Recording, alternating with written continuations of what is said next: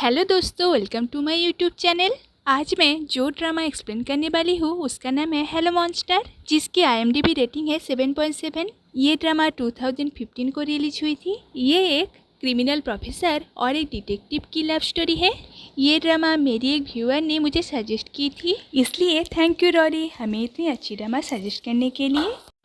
तो चलिए बिना किसी देरी के वीडियो को स्टार्ट करते हैं। एपिसोड की स्टार्टिंग में दिखाया जाता है एक आदमी डेविड ली नाम की यूजर आईडी से अपना ईमेल बॉक्स खोलता है, जिसमें उसे बांगबे डोंग होम की केस के रिलेटेड कुछ पिक्चर कोई अननोन पर्सन सेंड किया है।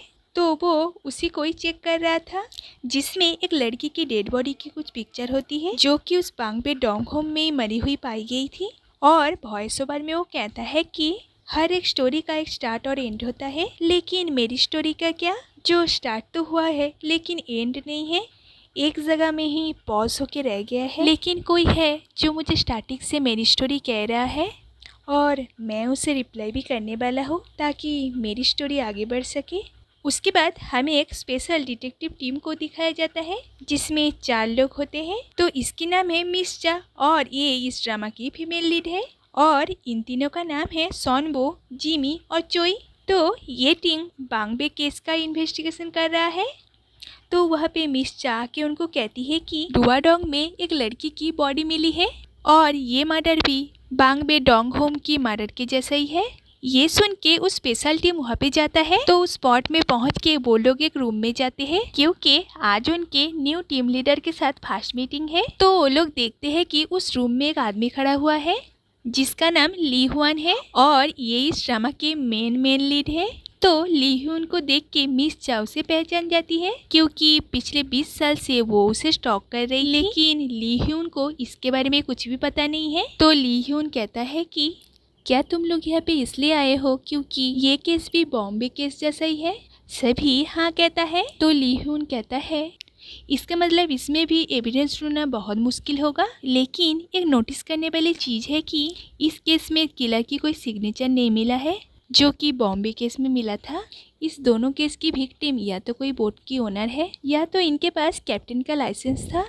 उसके बाद वो पूछता है कि क्या तुम लोगों को कोई क्वेश्चन पूछना है मुझसे? तो ये तीनों लड़के उससे पूछता है तुम्हारे पास ये सब इन्फॉर्मेशन कहाँ से आया, क्योंकि बॉम्बे केस में तो ये सब कुछ मेंशन ही नहीं है, ना ही कैप्टन के बारे में ना ही सिग्नेचर के बारे में। तभी वहाँ पे एक आदमी आता है जिसका नाम है कांग और वो इनकी न्यू टीम लीडर है। तो वो लोग ये जानने के बाद जब ली ह्यून की तरफ मुड़ते हैं, देखते हैं कि ली ह्यून वहाँ से भाग गया है। तो सभी ली ह्यून के पीछे पीछे भागने लगता है और कांग को तो कुछ समझ में ही नहीं आता है कि यहाँ पे क्या हो रहा है। तो ली ह्यून अपने गाड़ी से वहाँ से जाने लगता है। सभी कुछ देर दौड़ने के बाद रुक जाता है, लेकिन मिस चा नहीं रुकती और उनके पीछे पीछे ही दौड़ने लगती है। तो मिस चा ली ह्यून को उसका नाम लेके उसे रुकने के लिए कहता है। कुछ देर दौड़ने के बाद जब मिस चा हार मान जाती है और एक पेड़ के पीछे आ जाती है, तभी वहाँ पे ली ह्यून भी आ जाता है। तो वो उससे पूछता है कि तुमको मेरा नाम कैसे पता चला, लेकिन मिस चा कोई भी आंसर नहीं देती और उसके हाथ में हैंडकप लगा देती है और हंसते हुए कहती है मैं तुम्हारे पीछे और नहीं भाग सकती। तो पुलिस स्टेशन में ली ह्यून कहता है कि मुझे नेशनल पुलिस टीम से एक ईमेल आया था जिसमें उन्होंने बॉम्बे केस की फाइल मुझे सेंड किया था। मुझे लगा नेशनल पुलिस को मेरी ज़रूरत है, इसलिए मैं यहाँ पे आ गया। तो वो लोग उससे पूछता है कि तो तुम वहाँ से भागे क्यों थे? ली ह्यून कहता है मेरा बात खत्म हो गया था और तुम लोगों से बात करने का कोई मतलब भी नहीं था, क्योंकि जिनको इस केस के बेसिक चीज़ ही पता नहीं है उनसे मैं क्या बात करूं, और अगर मैं उसके आगे कुछ कहता भी तुम लोगों को तो समझ में ही नहीं आता। उसका ऐसा बात सुन के मिस चा हंसने लगती है। तो ये लोग ली ह्यून से पूछता है कि तुम इस केस के रिलेटेड एक पिक्चर देख के ही इतना कुछ कैसे कह सकते हो, और आज के इस डुआडोंग केस में भी तुम तो बस यहाँ पे 5 से 10 मिनट के लिए आए थे। क्या इतने कम टाइम में तुमने पूरी क्राइम सीन को देख लिया है? तुमने ऐसा कैसे किया? तो ली ह्यून कहता है लोग कहते हैं कि एक इंसान के अंदर इतनी एबिलिटी है कि 16 फीट की दूरी से भी कोई भी इंफॉर्मेशन कलेक्ट कर सकता है। तो ये लोग कहते हैं हाँ, कुछ इंसानों में ऐसी एबिलिटी है। ली ह्यून कहता है और कुछ इंसानों में ऐसी कोई एबिलिटी होती ही नहीं है। मतलब वो उनकी बात कर रहा है। तभी वहाँ पे चोई आके कहता है कि मैं इसकी बैकग्राउंड चेक किया और जो भी ये कह रहा है वो सभी सही है और ये कल्पित नहीं है, क्योंकि जब मर्डर हुआ था ये तब प्लेन में था। तो ली ह्यून वहाँ से जाने लगता है, लेकिन चोई उससे पूछता है कि तुमको डोंग क्राइम सीन के बारे में कैसे पता चला, क्योंकि पुलिस के अलावा तो इसके बारे में किसी को पता नहीं था। तो ली ह्यून कहता है मुझे बॉम्बे केस से इसके बारे में पता चला। कुछ देर बाद प्लानिंग मैनेजर कांग के साथ उनसे मिलने के लिए आते हैं और उनको ली ह्यून को छोड़ने के लिए कहता है। तो ली ह्यून वहाँ से चला जाता है, लेकिन मिस चा उनके पीछे पीछे चली जाती है और बाकी तीनों भी यहाँ से चला जाता है। टीम लीडर होने के बाद भी कांग की बात को तो कोई सुनता ही नहीं है। तो लिफ्ट में ये दोनों एक साथ होते हैं। मिस चा ली ह्यून से माफी मांगती है और कहती है मुझे लगता है तुमने अभी जितनी भी बात अपने बारे में कही वो पूरा सच नहीं है, तुम्हारा कोई और रीजन होगा यहाँ पे आने का। अब मुझे बताओ कि तुम कोरिया क्यों आए हो। तो ली ह्यून कहता है मैं कोरिया आने का रीजन तुम्हें कह दूंगा, लेकिन अगर तुम कहो कि तुम मुझे कैसे जानते हो। लेकिन दोनों के क्वेश्चन का आंसर नहीं देता। उसके बाद ली ह्यून वहाँ से बाहर आता है। उसके बाद वो हमें कोरिया आने का रीजन बताता है। तो फर्स्ट सीन में जिस इंसान को दिखाया गया था वो ली ह्यून ही था। तो वहाँ पे ली ह्यून जब बॉम्बे केस फाइल को चेक कर रहा था, वहाँ पे उसे एक ड्राइंग मिलता है और जो कि उसकी बचपन की ड्राइंग होती है और ये उस टाइम की ड्राइंग थी जब वो अपना भाई और पापा को खो दिया था और उसके बाद ही वो फ्लाइट बुक करके कोरिया आ गया था।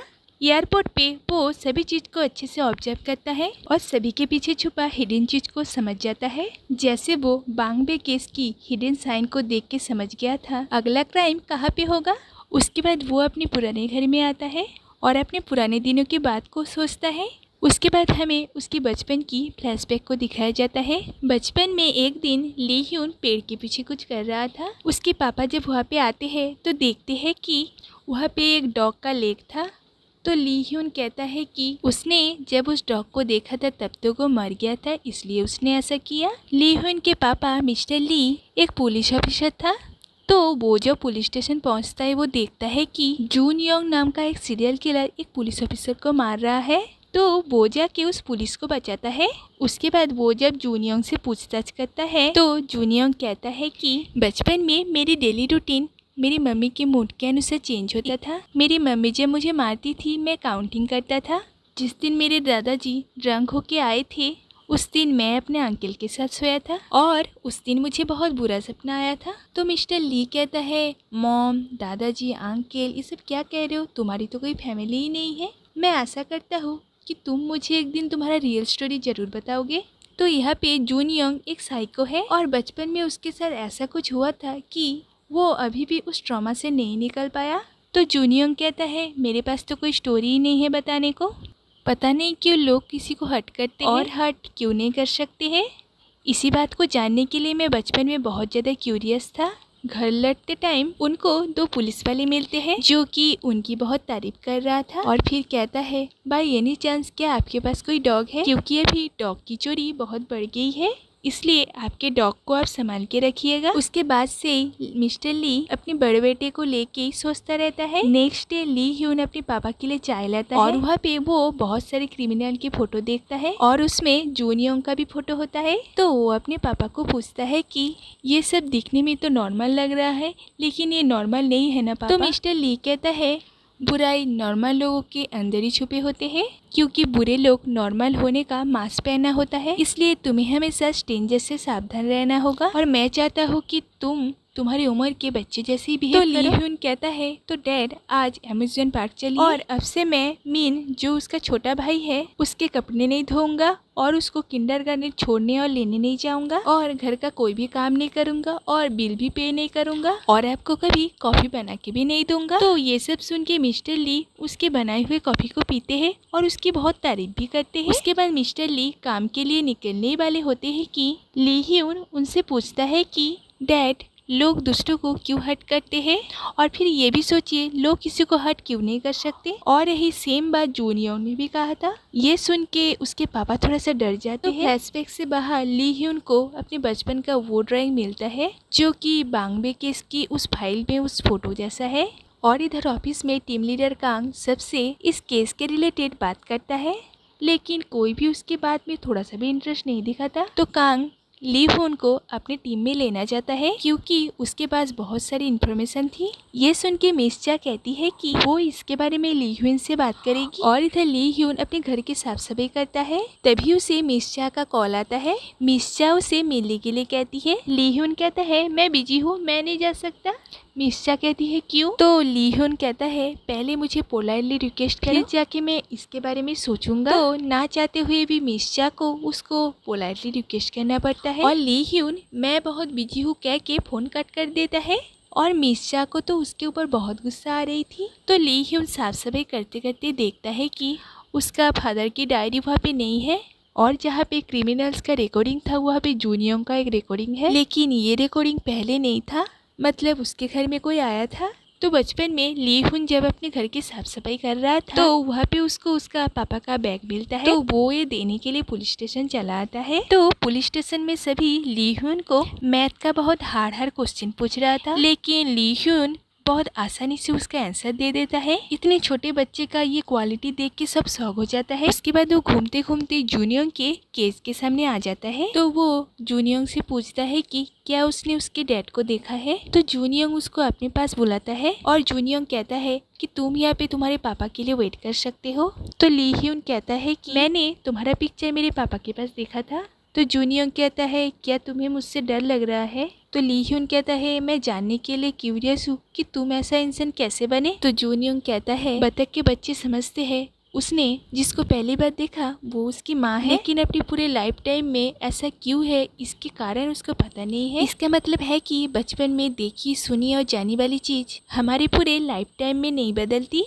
और मुझे ऐसा लगता है कि तुम भी दूसरों से अलग हो। क्या लोग तुम्हें समझ पाते हैं? क्या तुम्हारे पापा तुम्हें ट्रस्ट करते हैं? और अभी मैं बहुत क्यूरियस हूँ कि ये जानने के लिए कि तुम एडल्ट में कैसे इंसान बनोगे। उसके पापा जब वहाँ पे आते हैं देखते हैं कि ली हुन जूनियोंग से बात कर रहा है। उसके पापा जब उसको वहाँ से ले जाते हैं जूनियोंग कहता है कि हम फिर मिलेंगे जैसे हमने प्रॉमिस किया था। उसके पापा उसको वहाँ से ले जाता है और उसको बाहर छोड़ के फिर जूनियोंग के पास आके कहता है कि अब हमारा मिलने का कोई फायदा नहीं है क्योंकि ये लास्ट सेशन था। तो मिस्टर ली वहाँ से जाने ही वाला होता है कि जूनियोंग कहता है कि आपको ली हुन के लिए फिक्र हो रहा है क्योंकि वो बिल्कुल मेरे जैसा ही है जैसा मैं बचपन में था और हम लोगों ने बहुत सारे बातें भी की। ये सुन के मिस्टर ली को बहुत गुस्सा आता है। तो वो जूनियोंग से पूछता है कि तुमने मेरे बेटे से क्या प्रॉमिस किया। जूनियोंग कोई भी आंसर नहीं देता। क्या आपको डर लग रहा है ली हुन मेरे जैसा एक मॉन्स्टर न बन जाए। तो ये सुन के मिस्टर ली उसे बहुत मारते हैं, लेकिन जूनियोंग बस हंसता है।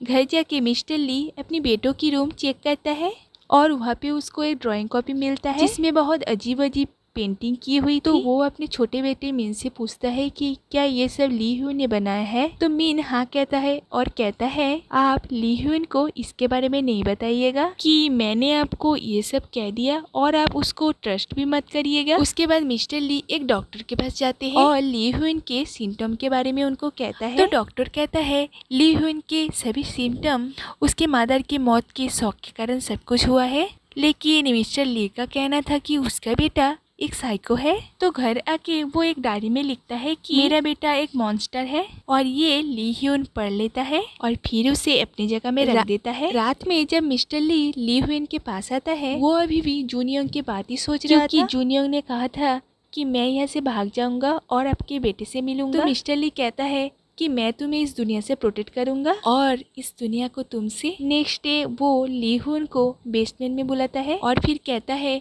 कि आज से हम यहीं पे रहेंगे क्योंकि यही एक तरीका है जिससे मैं तुम्हें प्रोटेक्ट कर सकता हूँ और इस दुनिया को तुमसे। ये सुन के ली हुन जूनियोंग की बात को ही सोचता है क्योंकि जूनियोंग ने कहा था कि जो बच्चे प्रीटी पैदा होते हैं उसे दुनिया प्रीटी कहते हैं, जो बच्चे स्टूपिड पैदा होते हैं उसे दुनिया स्टूपिड कहते हैं, लेकिन कुछ बच्चे मॉन्स्टर पैदा होते हैं और लोग उसे मॉन्स्टर कहते हैं और फिर वो सच में का एक मॉन्स्टर बन जाता है। क्या तुम्हारे पापा ऐसा नहीं सोचते?